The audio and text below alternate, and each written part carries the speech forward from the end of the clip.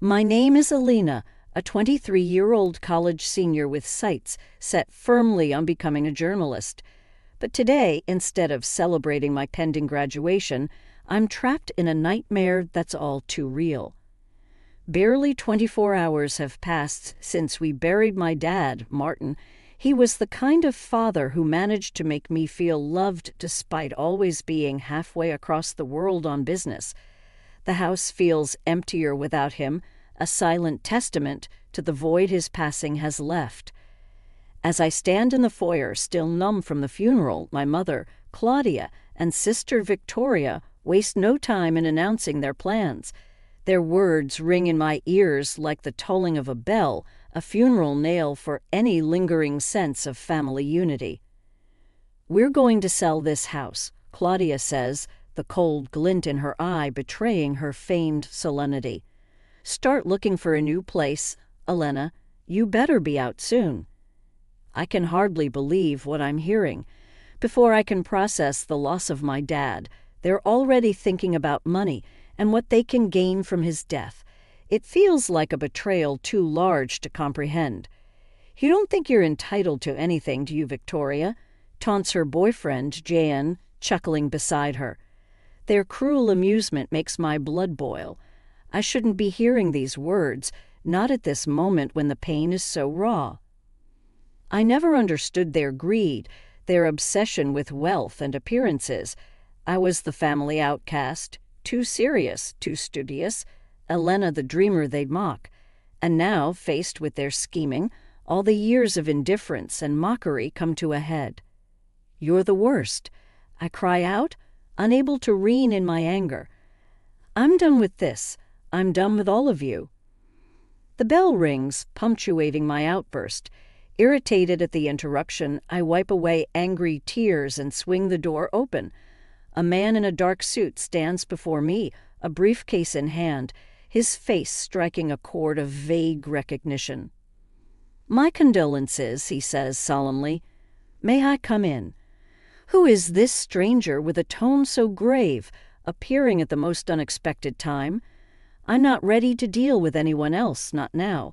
But something in his gaze tells me this isn't a mere courtesy visit. I step aside and let him enter, wondering what this could possibly mean for the fragile remnants of our broken family.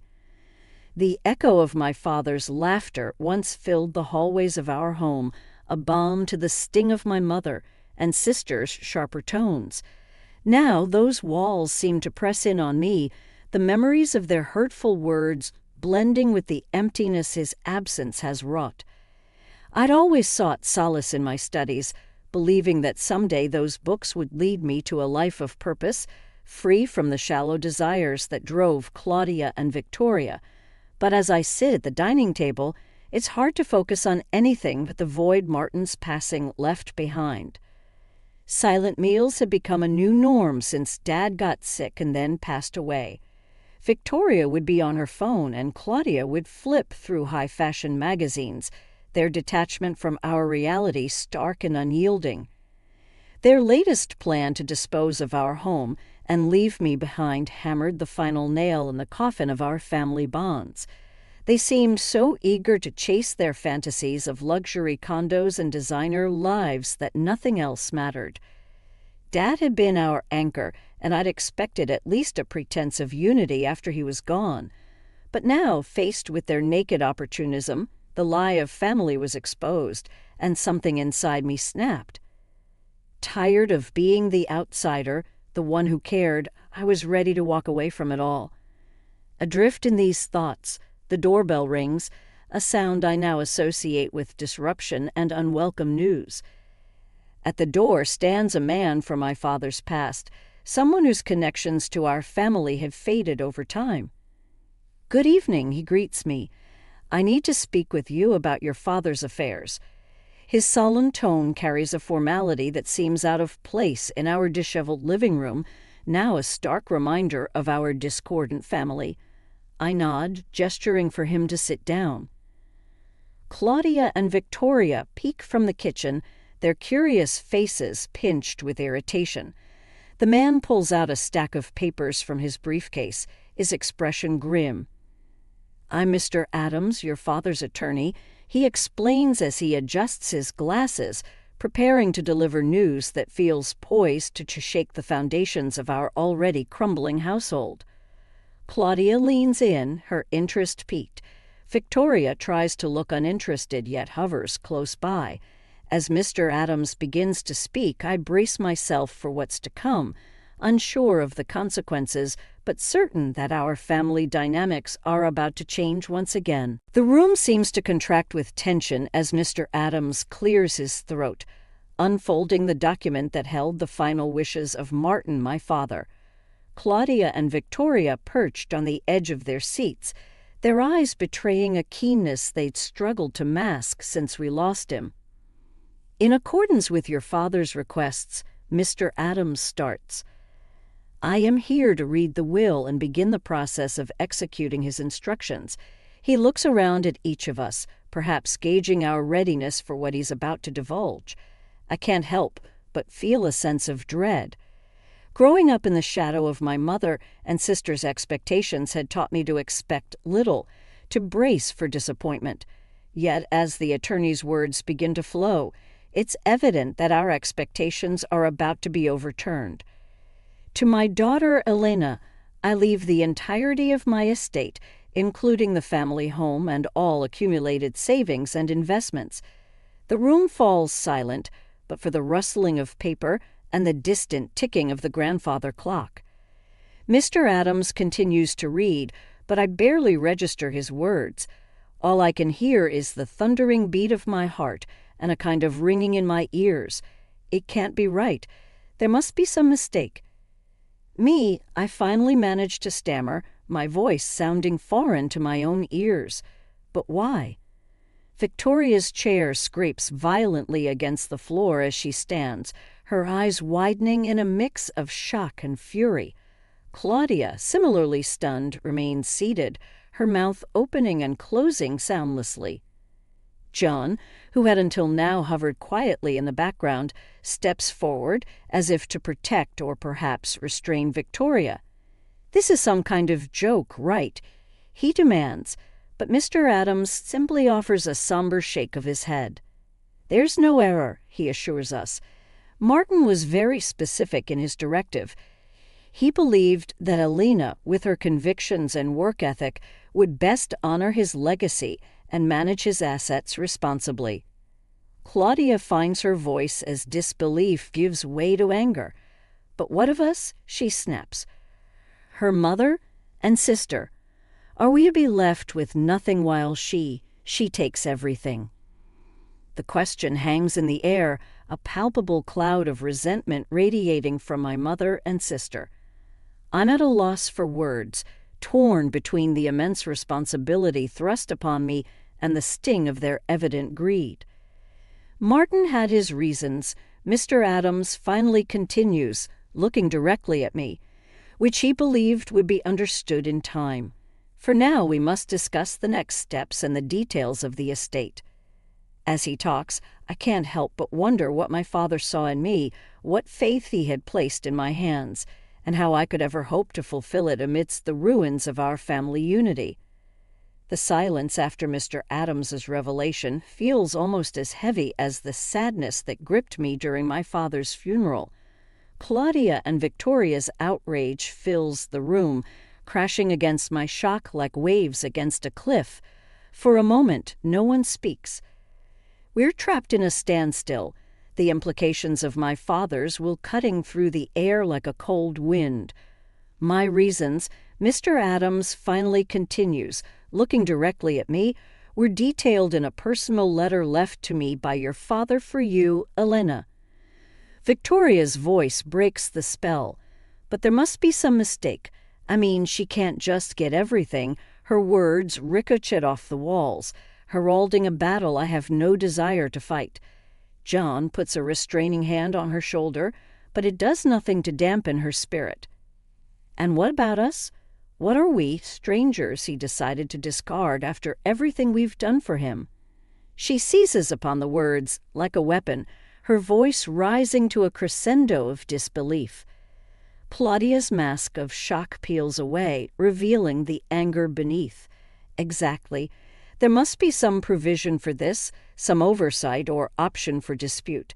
This is preposterous. Her hands grip the arms of her chair, knuckles whitening.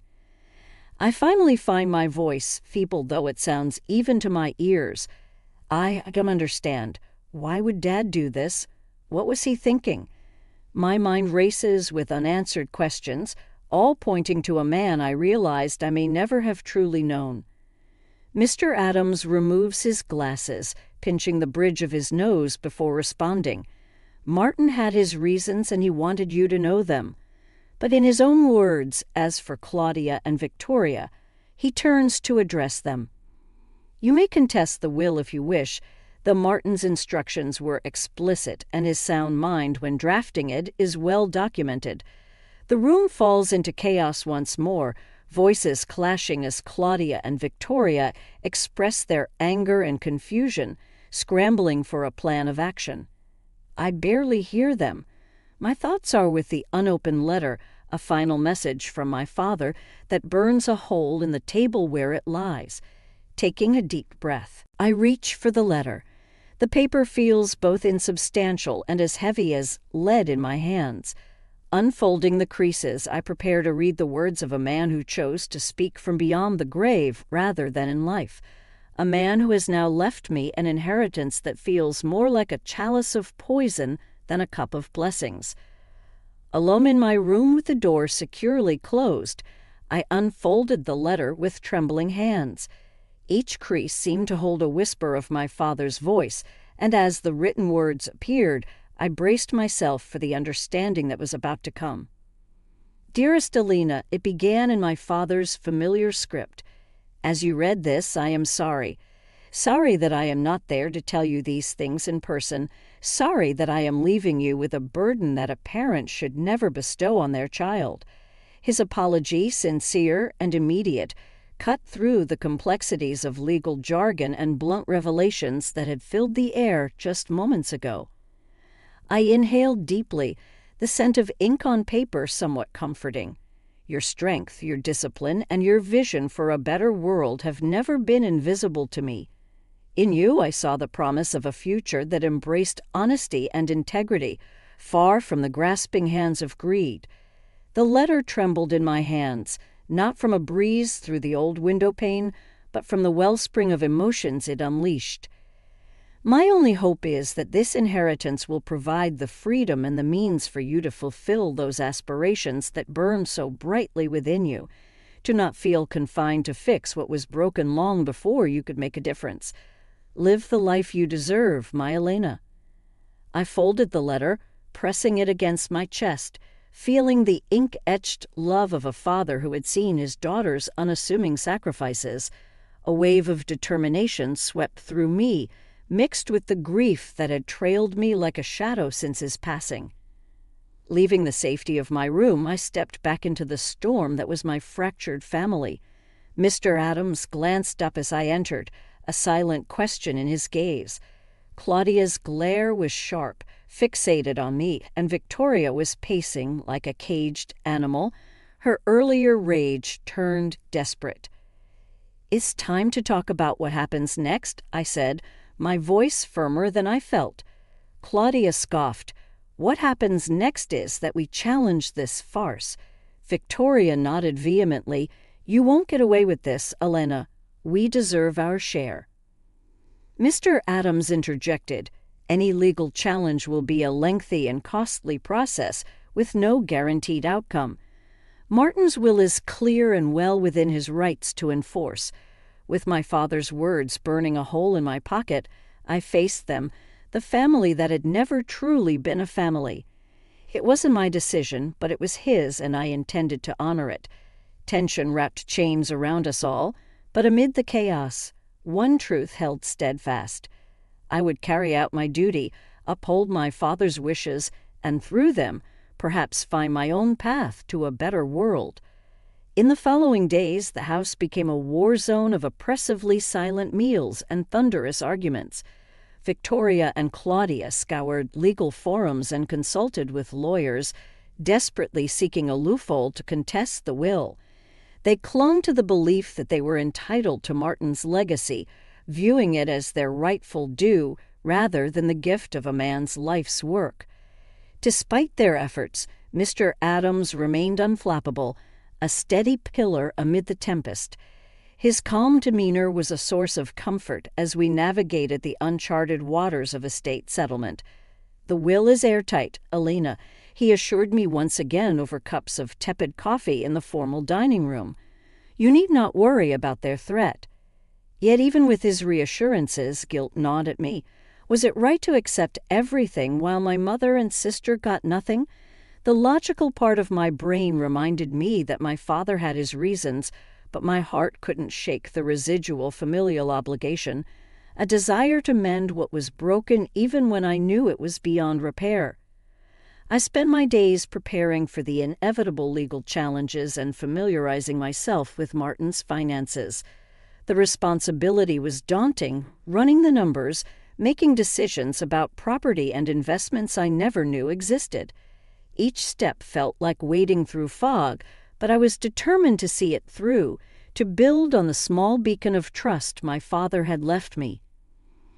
It was during these sessions of poring over financial statements that my mind would wander to the life awaiting beyond these walls.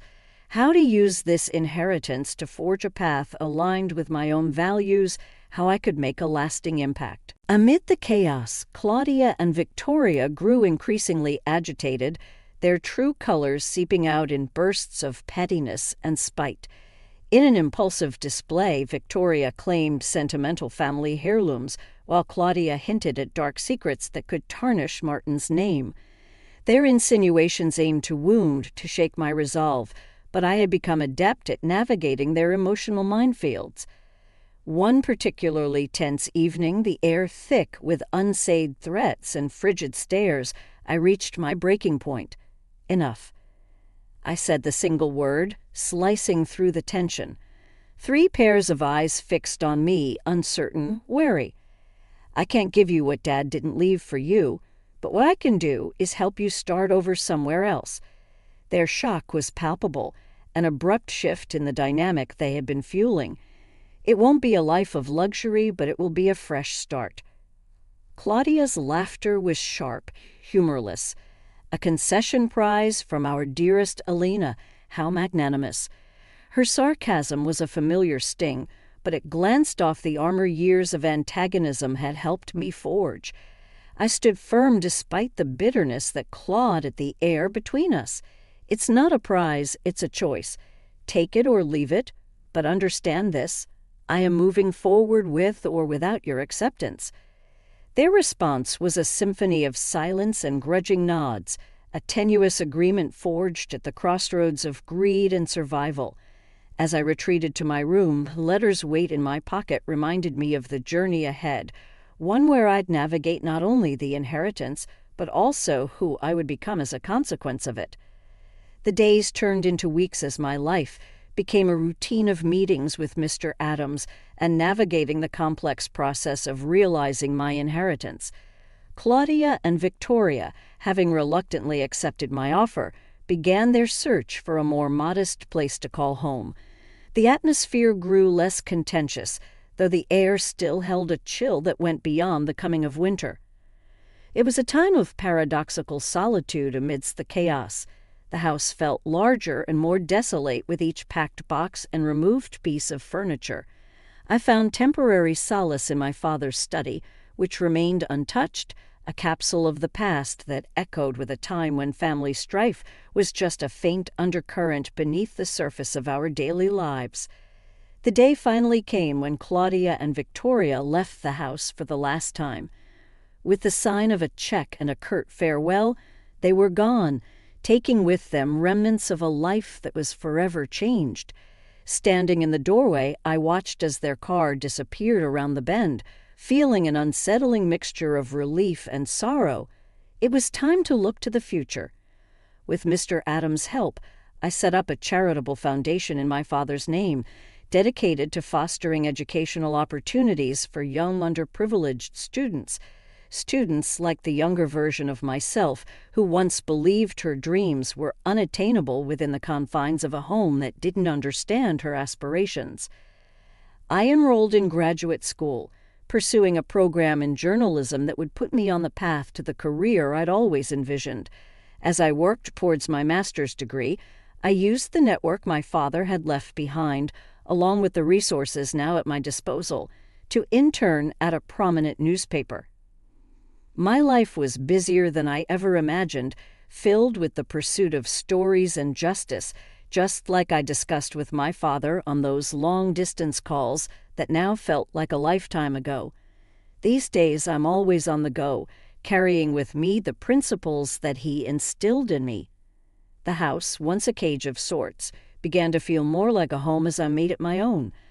I repainted walls, rearranged furniture, and even adopted a rescue dog, a joyful presence that filled the emptiness with barks and boundless energy. The rooms that had once witnessed family feuds now opened up to friends, colleagues, and laughter. Sometimes I'd find myself in my father's study, poring over his old letters and the faded pages of his books.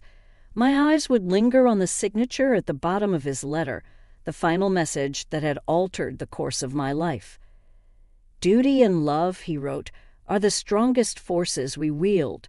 Use them well." And in those quiet moments, surrounded by the legacy of words and wisdom that my father left behind, I'd whisper a promise to do just that.